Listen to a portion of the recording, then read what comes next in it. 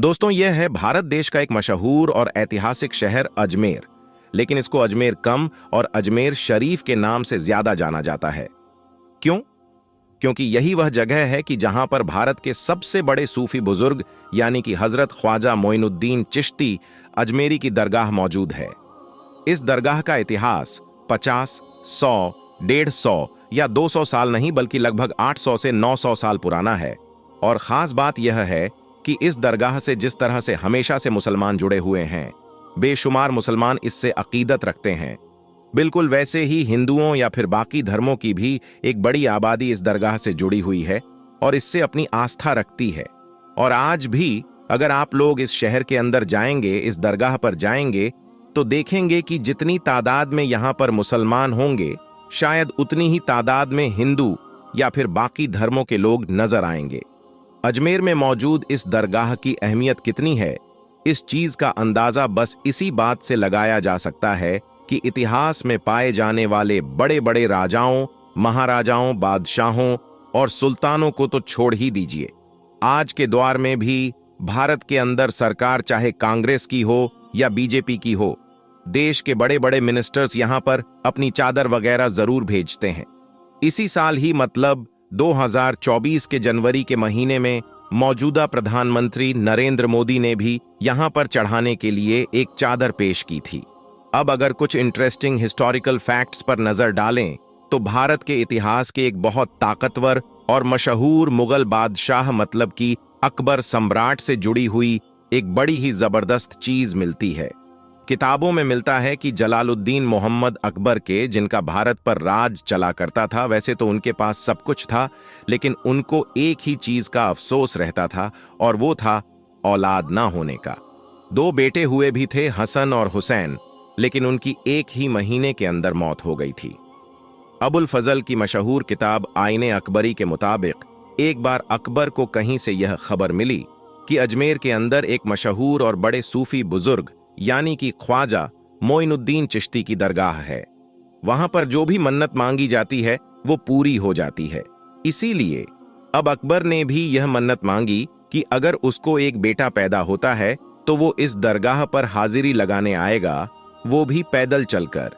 दोस्तों, ये बेटा पाने की चाहत ही थी कि जिसने अकबर को उस दौर के एक और मशहूर सूफी बुजुर्ग से मिलने के लिए मजबूर किया। ये मशहूर सूफी बुजुर्ग आगरा के शेख सलीम चिश्ती थे, जिनका ताल्लुक भी इसी चिश्ती सिलसिले से था। बादशाह अकबर पहली मुलाकात में ही शेख सलीम चिश्ती से इतना ज्यादा इंस्पायर हो गया कि अब मानो वो बार बार उनसे मिलने के लिए आता रहता था। माना जाता है कि एक बार अकबर ने शेख सलीम चिश्ती से पूछा कि मुझको कितने बेटे हों। शेख ने जवाब दिया कि 3 बेटे होंगे, और बिल्कुल हुआ भी ऐसे ही, क्योंकि कुछ सालों के बाद ही अकबर का पहला बेटा पैदा हो चुका था। शेख सलीम चिश्ती की निस्बत से ही अकबर ने अपने इस पहले बेटे का नाम सलीम रखा, और यही वो सलीम था कि जो आगे जाकर बादशाह जहांगीर के नाम से जाना गया। पार्वती शर्मा की एक काफी मशहूर किताब है जिसका नाम है an intimate portrait of an great Mughal Jahangir. इसमें उन्होंने एक बड़ा ही दिलचस्प किस्सा लिखा है, जिसके मुताबिक बादशाह अकबर ने एक बार अपने सूफी बुजुर्ग यानी कि शेख सलीम चिश्ती से पूछा कि आप कितना वक्त और इस दुनिया में हमारे साथ जिंदा रहेंगे। इसके जवाब में शेख सलीम चिश्ती ने कहा था कि तब तक जब तक शहजादा सलीम अपना पहला सबक याद करके उसको हूबहू दोहरा ना दे। अकबर ने जैसे ही यह सुना, फौरन ही अपने बेटे सलीम का पढ़ना लिखना सब कुछ बंद करवा दिया और इस चीज पर नजर रखने लगा। लेकिन फिर भी अचानक से एक दिन हुआ यह कि सलीम ने कुछ सुना और उसको हूबहू वैसे ही दोहरा दिया। नतीजा यह हुआ कि अगले ही दिन शेख सलीम चिश्ती की तबीयत धीरे धीरे खराब होना शुरू हुई और कुछ दिनों के अंदर ही फिर शेख सलीम चिश्ती इस दुनिया से रुखसत हो गए। लेकिन शेख सलीम चिश्ती की वफात के बाद भी अकबर ने चिश्ती सिलसिला का जो मेन सेंटर था, हेडक्वार्टर था, मतलब कि अजमेर शरीफ, वहां पर जाना जारी रखा। न सिर्फ जाना जारी रखा बल्कि वहां पर अकबर की तरफ से बहुत सारा डोनेशन वगैरह भी दिया जाता था। अब अगर मोटे मोटे तौर पर ख्वाजा गरीब नवाज की जिंदगी पर नजर डालें कि जिनकी अजमेर शरीफ में दरगाह है, मतलब कि कब्र है, तो जो हिस्टोरिकल रिकॉर्ड्स मौजूद हैं उनके मुताबिक ख्वाजा मोइनुद्दीन चिश्ती अजमेरी का जन्म। इनकी पैदाइश 1141 ईस्वी के आसपास में ईरान के शहर सीस्तान में हुई थी।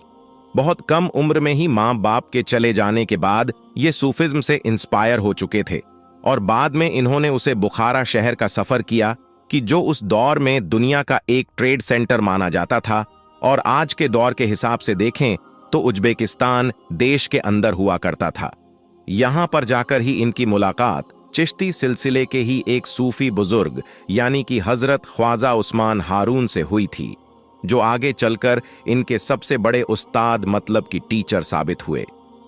इन दोनों ने मिलकर साथ में मक्का और मदीना का सफर भी तय किया था, और ऐसे ही सफर के दौरान एक दिन ख्वाब में हजरत ख्वाजा मोइनुद्दीन चिश्ती अजमेरी को पैगंबर हजरत मोहम्मद सल्लल्लाहु अलैहि वसल्लम का दीदार हुआ, और उनकी तरफ से ही इनको हिंदुस्तान के दिल्ली जाने का हुक्म दिया गया, और यहां से ही फिर हजरत ख्वाजा मोइनुद्दीन चिश्ती का हिंदुस्तान का सफर शुरू हुआ। माना जाता है कि 12वीं सदी के आखिर में ये दिल्ली आ चुके थे और उसके बाद अजमेर पहुंचे, और अजमेर में जाकर ही इनको वो नाम मिला जो आज तक सबसे ज्यादा मशहूर है, मतलब कि गरीब नवाज, जिसका मतलब होता है गरीबों को नवाजने वाला, मतलब कि गरीबों पर कृपा करने वाला। ऐतिहासिक किताबों से साफ पता चलता है कि हजरत ख्वाजा मोइनुद्दीन चिश्ती का ऐसा असर था कि जो भी एक बार इनसे मिल लिया करता था वो मानो इन्हीं का हो जाता था। धीरे धीरे इनका इन्फ्लुएंस इतनी तेजी के साथ फैला कि दूर दूर से लोग सफर तय करके सिर्फ इनकी बातें सुनने के लिए आया करते थे। उस पुराने दौर में ही, जब टेक्नोलॉजी का तो अता पता भी नहीं था, हजरत ख्वाजा मोइनुद्दीन चिश्ती का नाम उनकी जिंदगी में ही भारत के बड़े बड़े शहर जो दूर दूर मौजूद थे सब में मशहूर हो चुका था। 1236 के आसपास में जब वो इस दुनिया से रुखसत हुए तो अजमेर शहर के अंदर ही उनका मकबरा बनाया गया, और फिर बाद में धीरे धीरे उसी मकबरे ने ही उसे दरगाह का रूप ले लिया कि जो आज के दौर में हम लोगों को नजर आती है। हिस्टोरिकल सोर्सेज बताते हैं कि शुरुआत में तो ये मकबरा एक मामूली सा स्ट्रक्चर था, मगर जैसे जैसे दौर गुजरा और अलग अलग हुकूमतें आईं और उनका इनसे लगाव होता रहा, वैसे वैसे उन्होंने अब यहाँ पर नया नया निर्माण करवाना शुरू कर दिया, जिनमें से एक नाम मांडू के महमूद खिलजी का भी था कि जिन्होंने बकायदा यहाँ पर एक मस्जिद की भी तामीर करवाई थी। बाद में मुगलों का दौर आया तो उसकी तो बात ही मत कीजिए, क्योंकि शुरुआत में जो मैंने चंद चीज आपको बताई थी उससे ही आप लोगों को अंदाजा तो हो ही गया होगा कि मुगलों का अजमेर शरीफ से कितना गहरा रिश्ता था, एवं बादशाह शाहजहां के जो दो बच्चे थे, मतलब कि जहां आरा और दारा शिकोह हो, उन दोनों की तो पैदाइश ही अजमेर के अंदर हुई थी। शाहजहां की बड़ी बेटी मतलब के जहां आरा ख्वाजा मोइनुद्दीन चिश्ती को बहुत ज्यादा माना करती थी, और इसीलिए उन्होंने इनकी एक बायोग्राफी भी लिखी थी। पुराने दौर के चाहे तुगलक सल्तनत के हुक्मरान हो, बीच के चाहे शेरशाह सूरी हो, या फिर नए दौर के या हैदराबाद के अमीर से अमीर निजाम हो, इन सभी का अजमेर शरीफ से बहुत गहरा रिश्ता रहा। नए दौर की बात करें तो सन 1911 में जब अंग्रेजों के एक हुक्मरान मतलब कि जॉर्ज V की ताजपोशी हुई दिल्ली में, तो उसके बाद जो उनकी रानी थी मतलब कि मेरी, उन्होंने अजमेर का दौरा किया, और खास तौर से वो अजमेर दरगाह भी गई थी। वहां पर उन्होंने दरगाह की एक टंकी की मरम्मत के लिए उस दौर में 1500 की एक रकम भी दी थी, जिसकी वजह से आज तक उसे टंकी, या कह सकते हैं कि उसे हौज को विक्टोरिया टैंक के नाम से जाना जाता है।